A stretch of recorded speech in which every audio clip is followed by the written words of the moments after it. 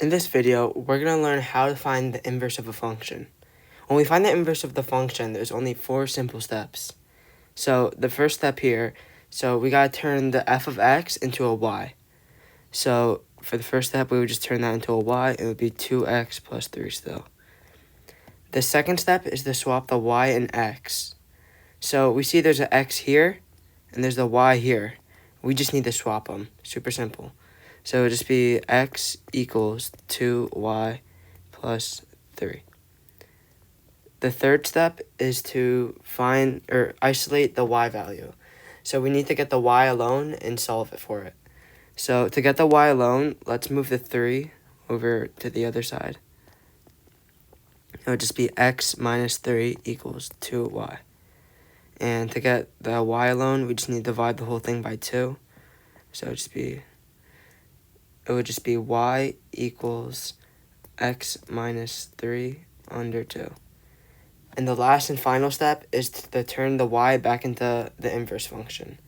So we write the inverse function by saying f negative 1 x equals x minus 3 over 2. So instead of writing the function like this, we put the inverse function by putting a negative 1. So that's how we get the inverse function. Another example. So for this one, the first step would be to turn the f of x into a y. The second step is to swap the x and y value. So to replace the y, we would put the x. To replace the x, we would put the y. Now, all we need to do is isolate the y and get it alone. So to do that, let's move the 7 to the other side. And now we're stuck with y squared. So to cancel out squared, we need to square root. So we square root both sides. And that would cancel out the squared. So it would just be y equals the square root of 7, or x plus 7. So the final step is that we have to replace the y back to the function. So since this is an inverse function, we would have to put f negative 1 x equals the square root of x plus 7.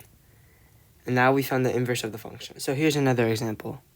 So we know the first step is to change the f of x into a y. The second step is to swap the x and y's. So this would be x, and this will be the y. The third step is to isolate the y. So first, let's try to move the 4 to the other side to get the y a bit more alone. And now we're stuck. The y is trapped under a square root. So to cancel out a square root, we need to square both sides, because the square root is canceled by a square. So if we square both sides, it would be, so the square root would be canceled out by the square. So it would just be y minus 2. And for the other side, if we FOIL it out, it would be x squared plus 8x plus 16. So to get the y alone, we just move the 2 to the other side. And 16 plus 2 is 18, so it would just be x squared plus 8x plus 18. Because we add the 2 and the 16 here. And that would equal the y. And we know the final step is to change the y back to the inverse function, which is just f of negative 1 x. So this would be the final inverse function. So here are the 4 rules for inverse functions that you need to know. You could always take a picture of this if you're going to use it to study for a test. So let me just review over them. So the first step, obviously, is to change the f of x to y. So that's what we did right here. The second step is to swap the x and y's. So right here.